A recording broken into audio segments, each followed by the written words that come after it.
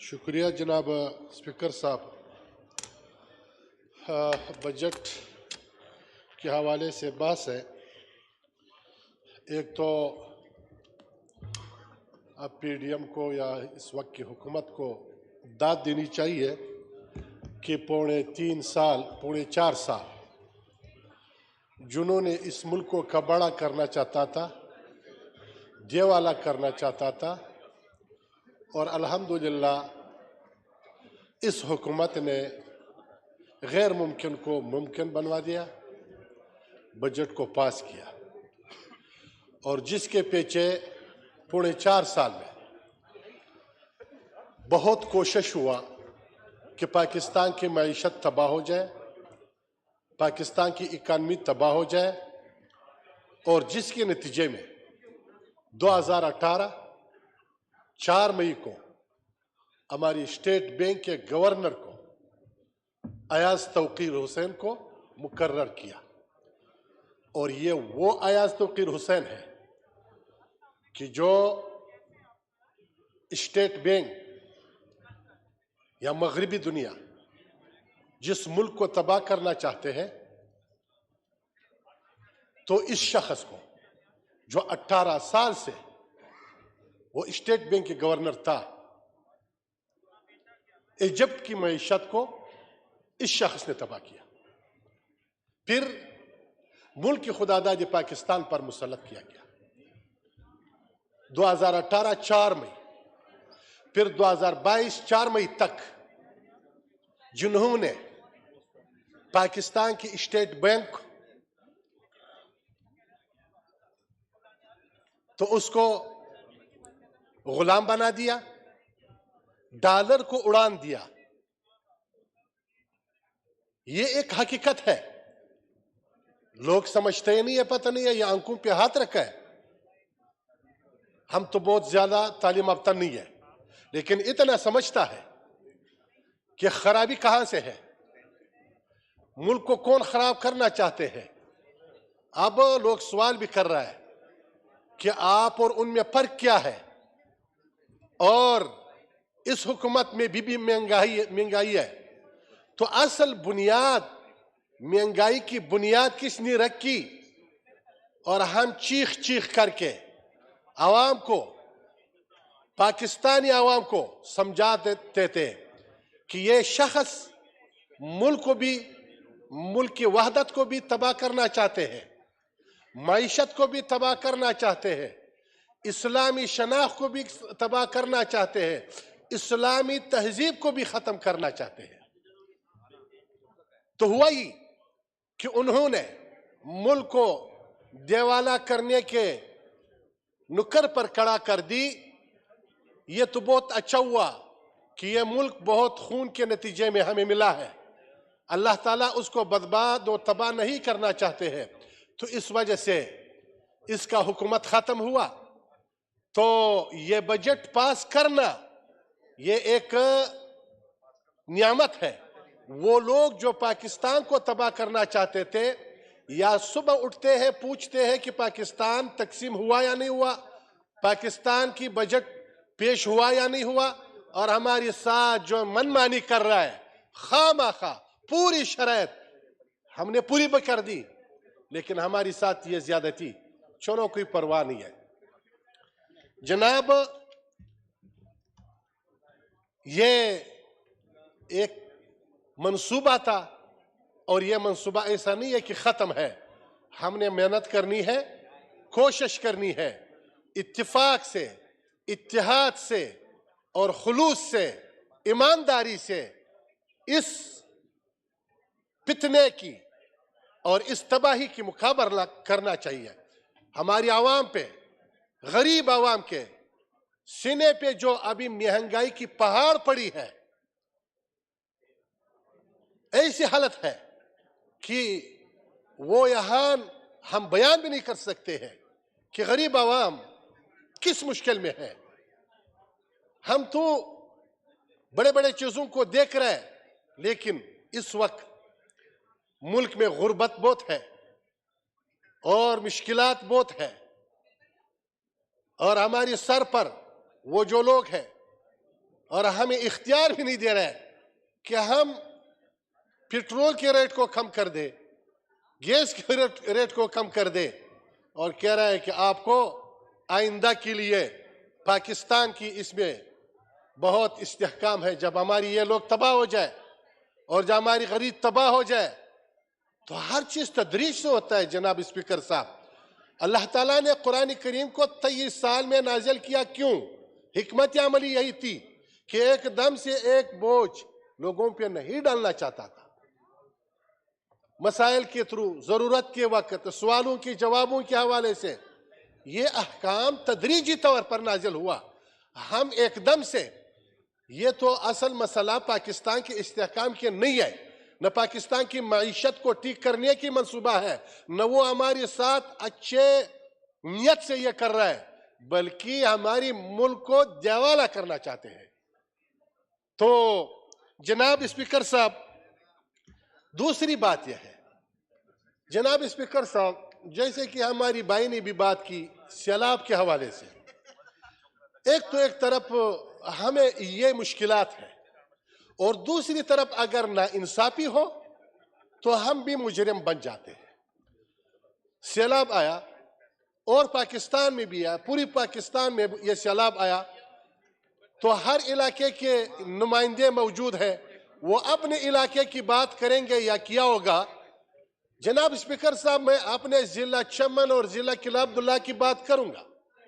ضلع چمن, ضلع قلعہ عبداللہ میں سیلاب آیا, اور پھر محترم وزیر اعظم صاحب نے تشریف بھی لائی, اور میں شکر گزار ہوں کہ وہ وہاں پہ اس عوام کے ساتھ اس کے غم دکھ میں شریک ہوا.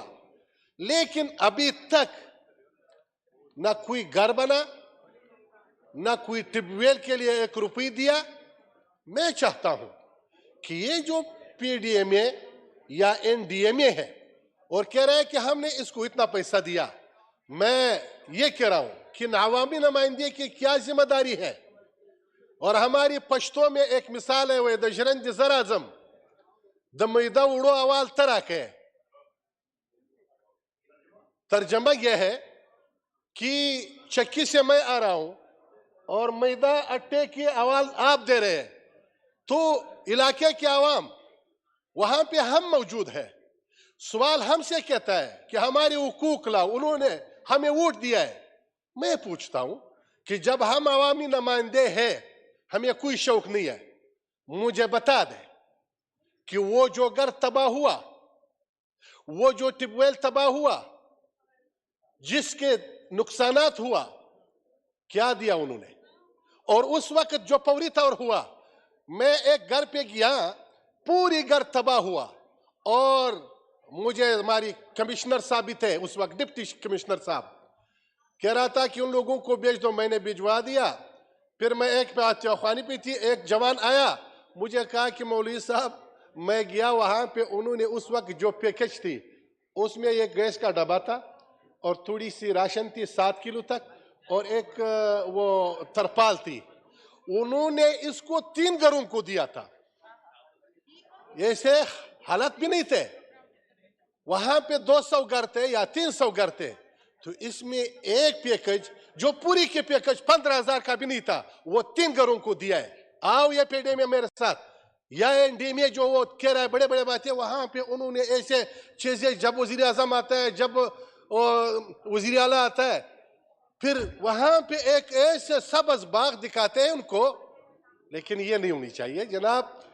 مجھے اس وقت یہ ضروری ہے, جہاں پہ سیلاب آیا اس علاقے میں, میں تو اپنے علاقے کے نمائندہ ہوں, میرے علاقے میں جو سیلاب سے گھر تباہ ہوا, جو ٹیوب ویل تباہ ہوا, جو دیواریں گر گئے, جو ساری نقصانات ہوا, کوئی چیز ملا نہیں ہے.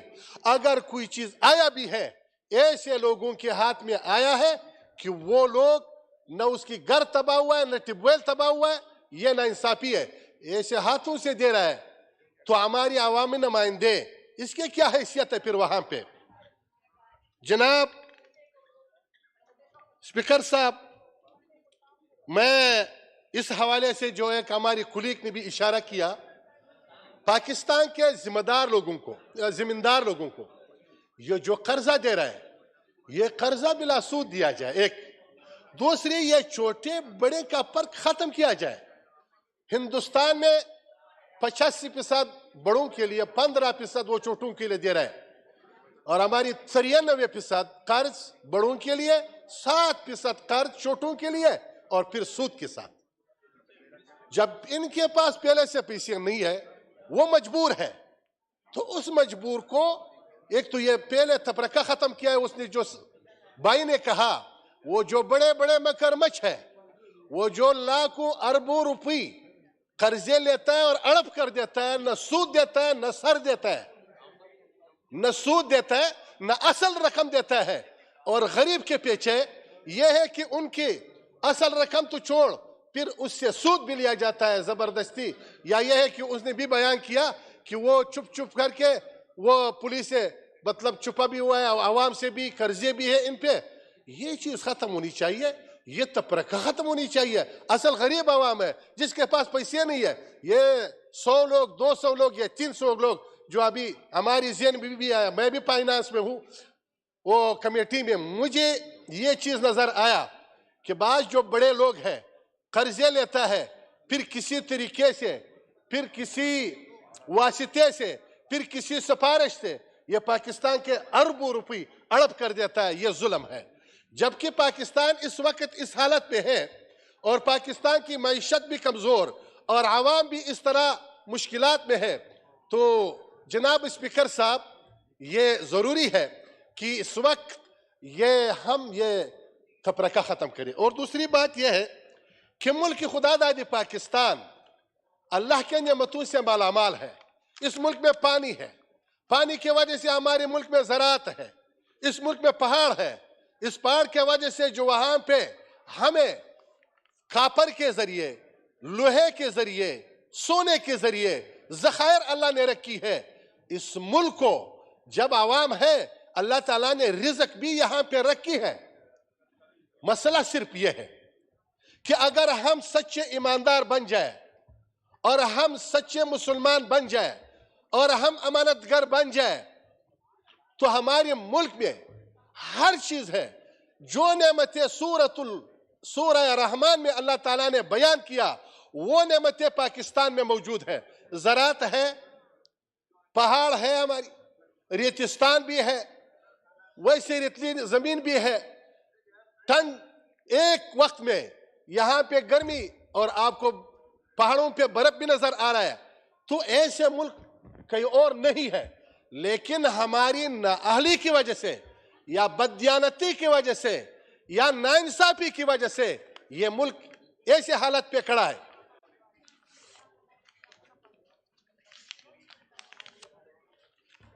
جی جاری رکھیں جی۔